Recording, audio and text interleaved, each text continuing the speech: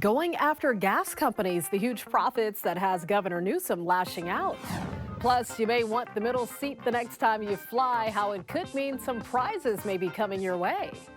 Hello, everyone. Welcome to The Rundown. I'm Robin Winston. More on those stories in a moment. But first, the LA City Council is considering censoring Kevin De Leon and Gil Cedillo for their involvement in a racist conversation. Protesters continue to show up at City Hall demanding their resignation.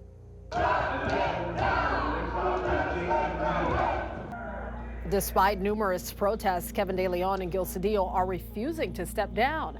They're among 4 leaders making or laughing at racist remarks on a leaked audio recording. And there's a potential criminal twist here. LA police are now working to identify the person who recorded the conversation. The department has initiated a criminal investigation into an allegation of eavesdropping. The council is planning a special election in the 6th district, vacated when council president Nury Martinez resigned. It will cost taxpayers more than $7 million. Her resignation led to changes in leadership. Last week, Paul Krikorian became the new council president. Curran Price has now become second in command of the council. A terrifying attack caught on camera in Pasadena when a woman smashed a neighbor's windows with a pickaxe. On the other side of the shattered glass was a baby and her grandmother. All these windows, those are shattered, and she was literally right here. If my mother-in-law was 10 seconds late, that baby would not be here. Dr. Armand Chukadarian shared his home security video with us, showing that neighbor breaking several windows on his new home with that weapon.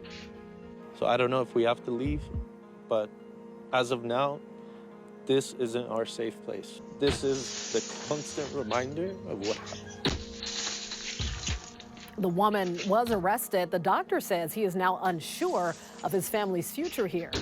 Governor Gavin Newsom is lashing out at 7 major oil companies for making massive profits while so many people are struggling to pay high gas prices. The governor tweeted Valero's new profits are out.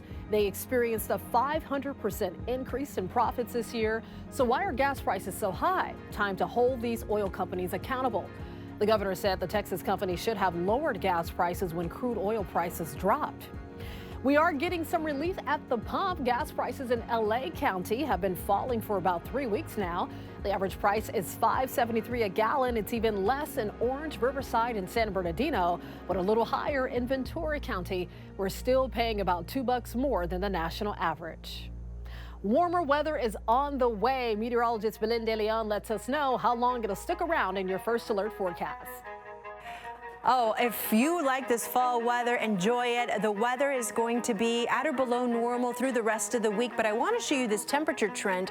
Our numbers are heading back into the 80s for the Inland Empire, and right now I'm looking at that weekend. Things are going to get toastier for the second half of the weekend and through next week, and here's the reason why. We're going to have the return of those offshore winds. Those Santa Anas are going to cause elevated fire danger. Humidity will be dropping. That combined with gusts from 25 to 45 miles per hour.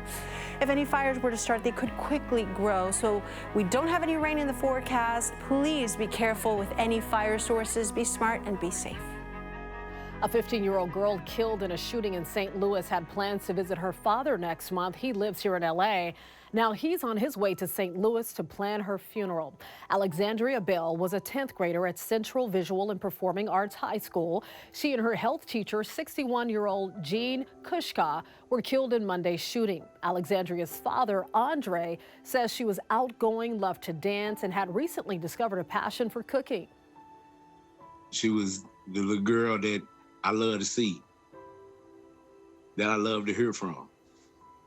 No matter how I felt, I can talk to her, and it was all right. That was my baby.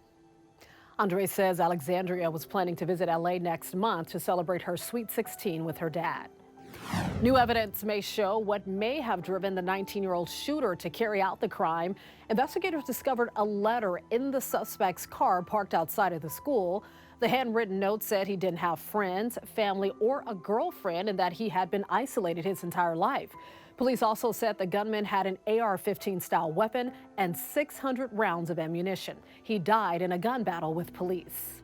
The LAPD is looking for a man who they say attacked a woman after following her home in Echo Park. So this happened back on October 9th, but police just released a surveillance video showing the man walking into an apartment building. Detectives say the victim had walked her dog around Echo Park Lake and returned to her apartment at around 8 p.m. He was standing near her unit, pushed his way inside, and then groped her. She put up a fight, and he took off. There's a legal battle brewing in Riverside County over the reason so many criminal cases are being dismissed. The presiding judge says the county is dealing with a severe lack of judges, and it's not possible for the ones that are serving to hear all the cases in a timely manner. So right now, there's a backlog of more than 2,800 cases. More than 200 have simply been dismissed in recent weeks. That includes many violent crime and other felony cases. California law says felonies must go to trial within 60 days of arraignment. The rapper formerly known as Kanye West is no longer a billionaire. Forbes says his falling out with several corporate partners has cost him that coveted status. So in the past several weeks, Ye has seen Balenciaga, Gap, and Adidas all back out of business relationships. It's all over Ye's string of anti-Semitic comments and social media posts. Forbes says the Adidas deal alone accounted for $1.5 billion of his former net worth. The magazine says his remaining $400 million comes from real estate, his music catalog, cash, and a stake in his ex-wife Kim Kardashian's shapewear firm. The 2023 Rose Queen has been crowned in Pasadena. Ladies and gentlemen, Queen Bella. Congratulations to 17-year-old Bella Ballard. She likes reading, collecting vinyl records, and loves to volunteer.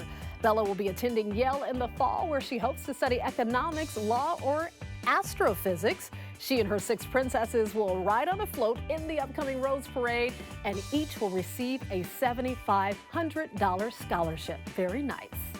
All right, there's new hope for Hollywood's future. LA Mayor Garcetti unveiled a program to help young filmmakers from underrepresented communities get opportunities to break into the industry. It's called Group Effort Initiative, or GEI. It's backed by actors and Hollywood it couple Ryan Reynolds and Blake Lively.